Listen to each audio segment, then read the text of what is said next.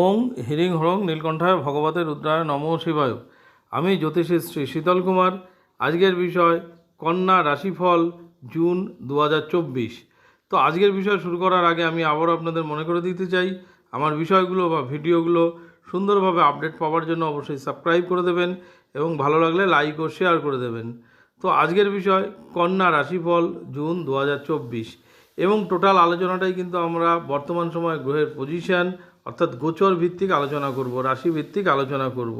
তো সবার প্রথমে আমরা এই রাশির জাতক বা জাতিকাদের শরীর স্বাস্থ্য নিয়ে আলোচনা করব, তারপরে আমরা পড়াশোনা বা এডুকেশন পারপাস ব্যাপারটা নিয়ে আলোচনা করব, তারপর আমরা প্রেম প্রণয়, দাম্পত্য রিলেশন, ব্যবসা বাণিজ্য, ভাগ্য, কর্ম বা চাকরি এই সমস্ত ব্যাপার নিয়ে আলোচনা করব। তো সবার প্রথমে আমাদের গ্রহের পজিশনগুলো জেনে নিতে হবে। তো সেই ক্ষেত্রে জুন মাসে আমরা কন্যা রাশিকে ফার্স্ট হাউস ধরলে ফার্স্ট হাউসে কেতু অবস্থান করছে, 6th হাউসে শনি, 7th হাউসে রাহু, 8th হাউসে মঙ্গল, 9th হাউসে রবি, বুধ, শুক্র এবং বৃহস্পতি অবস্থান করছে। রবি 15 তারিখে 10th হাউসে প্রবেশ করবে, বুধ 14 তারিখে 10th হাউসে প্রবেশ করবে, শুক্র 12 তারিখে 10th হাউসে প্রবেশ করবে। এই হচ্ছে জুন মাসে কন্যা রাশির জাতক বা জাতিকাদের গ্রহের অবস্থান। তো তাহলে আমরা সবার প্রথমে আমরা এই রাশির জাতক বা জাতিকাদের শরীর স্বাস্থ্য নিয়ে আলোচনা করব। সেই ক্ষেত্রে আমরা দেখুন শরীর স্বাস্থ্য কোন হাউস থেকে বিচার করি? শরীর স্বাস্থ্য আমরা ফার্স্ট হাউস থেকে বিচার করি। তো ফার্স্ট হাউসে কে অবস্থান করছে? ফার্স্ট হাউসে কিন্তু কেতু অবস্থান করছে এবং ফার্স্ট হাউসের যে লর্ড, ফার্স্ট হাউসের লর্ড কে? ফার্স্ট হাউসের লর্ড হচ্ছে বুধ। সেই বুধ কোথায় অবস্থান করছে? সেই বুধ কিন্তু 9th হাউসে অবস্থান করছে এবং 14 তারিখে সে 9th হাউস থেকে গিয়ে 10th হাউসে প্রবেশ করবে এবং সেটা তার বুধের নিজস্ব ঘর। তো সেই দিক থেকে বলা যায় যে শরীর স্বাস্থ্য কিন্তু জুন মাসে ওভারঅল শরীর স্বাস্থ্য ভালো থাকবে, সেরকম কোনো বড় প্রবলেম নেই এবং বলা যায় হেলথ কন্ডিশন যথেষ্ট বেটার থাকবে। কিন্তু তবুও মাঝে মধ্যে কখনো একটু মনের মধ্যে শঙ্কা তৈরি হবে, এই বুঝি শরীর খারাপ হয়ে গেল বা কিছু প্রবলেম হলো, কিন্তু এরকম খালি মনে হতে পারে। তাছাড়া ওভারঅল কিন্তু শরীর স্বাস্থ্যের দিকে আমি কোনো সমস্যা দেখছি না। তো এরপরে আমরা এই রাশির জাতক বা জাতিকাদের এডুকেশন বা পড়াশোনার ব্যাপারটা নিয়ে আলোচনা করব। সেই ক্ষেত্রে দেখুন আমরা পড়াশোনা 5th হাউস থেকে বিচার করি। 5th হাউসের লর্ডকে? 5th হাউসের লর্ড কিন্তু শনি। সেই শনি কোথায় অবস্থান করছে? সেই শনি 6th হাউসে অবস্থান করছে, নিজস্ব ঘরে অবস্থান করছে। তাহলে শনি কিন্তু তার নিজস্ব ঘরে অবশ্যই ভালো ফল দেয়। তার জন্য বলা যেতে পারে যে পড়াশোনা কিন্তু যথেষ্ট ভালো হবে। তার সঙ্গে দেখবেন 5th হাউসে বৃহস্পতির শুভ দৃষ্টি পড়ছে, বৃহস্পতির শুভ নবম দৃষ্টি পড়ছে। তার মানে কি ঘরটা আরও অ্যাক্টিভেট হয়ে গেল। তো আরও অ্যাক্টিভেট হওয়ার কারণে পড়াশোনা পারপাস বা পড়াশোনা রিলেটেড কোনো ব্যাপারে যথেষ্ট সাকসেস বা সফলতা কিন্তু কন্যা রাশির জাতক জাতিকারা আগামী জুন মাসে পেতে চলেছে। তার সঙ্গে একটা কথা মনে রাখতে হবে, শনি যেহেতু 6th হাউসে অবস্থান করছে, তো কম্পিটিটিভ এক্সাম যারা দিচ্ছেন বিভিন্ন ক্ষেত্রে তাদেরও কিন্তু সাকসেস বা সফলতার পরিমাণ আরও বৃদ্ধি পাবে। তো এরপরে আমরা আলোচনা করব এই রাশির জাতক বা জাতিকাদের প্রেম প্রণয় সম্পর্ক নিয়ে। সেই ক্ষেত্রে দেখুন প্রেম প্রণয় সম্পর্ক আমরা কিন্তু 5th হাউস থেকে বিচার করি। তাহলে 5th হাউসের লর্ড কে? 5th হাউসের লর্ড শনি, সে 6th হাউসে অবস্থান করছে এবং 5th হাউসে বৃহস্পতির শুভ দৃষ্টি রয়েছে। তাহলে সেই দিক থেকে বলা যেতে পারে প্রেম প্রণয় সম্পর্ক কিন্তু যথেষ্ট শুভ আছে।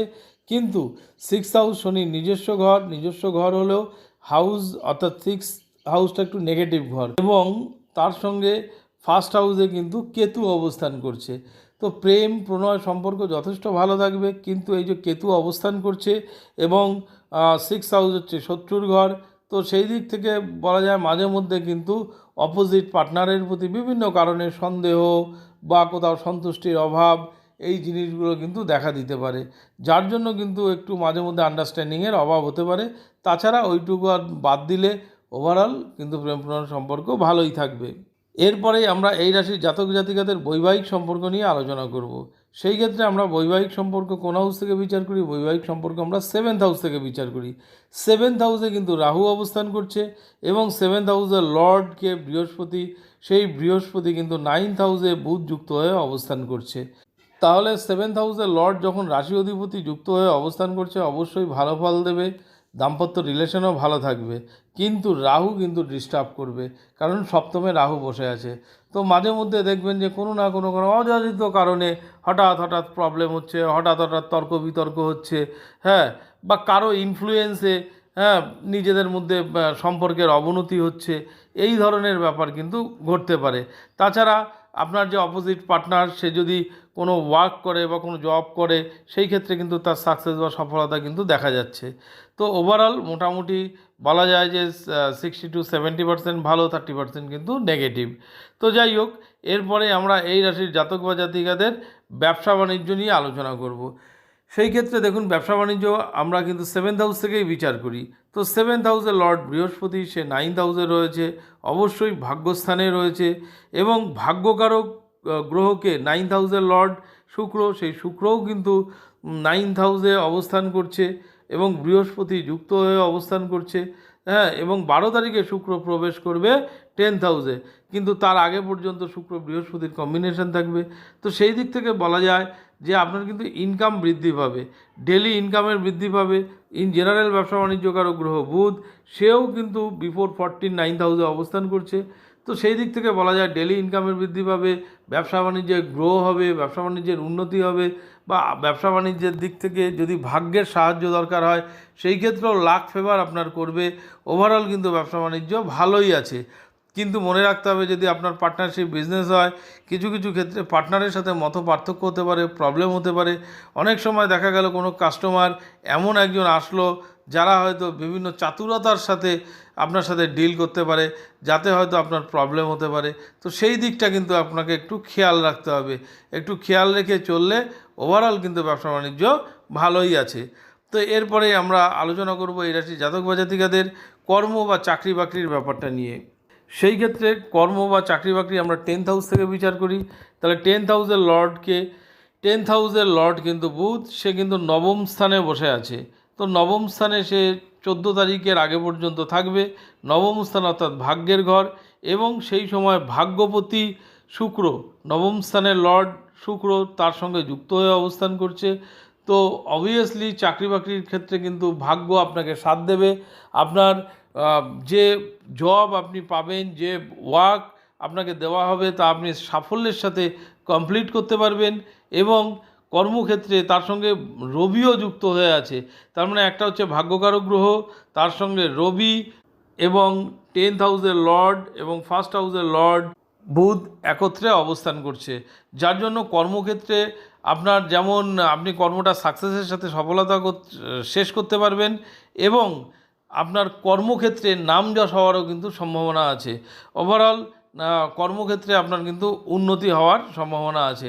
ইভেন যারা চাকরির জন্য চেষ্টা করছেন, দীর্ঘদিন ধরে ভাবছেন যে চাকরি করব, সেই ক্ষেত্রেও কিন্তু নতুন জবের আপনাদের কিন্তু অপরচুনিটি আসবে। তো নতুন জবের যেমন একটা অপরচুনিটি আসবে, সেই রকমও আপনি কর্মস্থানেও কিন্তু সাকসেসের সাথে, সফলতার সাথে আপনি কিন্তু আপনার কর্ম সফল করতে পারবেন। ওভারঅল বলতে গেলে যে কর্মক্ষেত্রটা কিন্তু জুন মাসে এই রাশির জাতক বা জাতিকাদের অবশ্যই ভালো।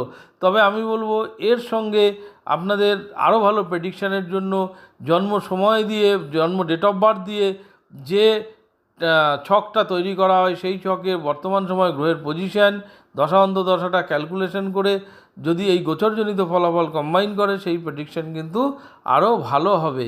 তো যাই হোক, এটা বেসিক্যালি গোচরজনিত ফলাফল। আপনারা অবশ্যই এই জুন মাসে বুধ গ্রহের বীজ মন্ত্র জপ করতে পারেন। বুধ গ্রহের সঙ্গে আপনারা বৃহস্পতিরও বীজ মন্ত্র জপ করবেন, তাহলে আশা করা যায় পজিটিভ রেজাল্ট কিন্তু আরও বেশি পাবেন। তো যাই হোক, আমি আগেও বলেছি, আবারও বলছি, আমার বিষয়গুলো বা ভিডিওগুলো সুন্দরভাবে আপডেট পাওয়ার জন্য অবশ্যই সাবস্ক্রাইব করে দেবেন এবং ভালো লাগলে লাইক ও শেয়ার করে দেবেন। আবার আগামী দিনে নতুন ভিডিও নিয়ে আপনাদের সামনে উপস্থিত হব। ধন্যবাদ।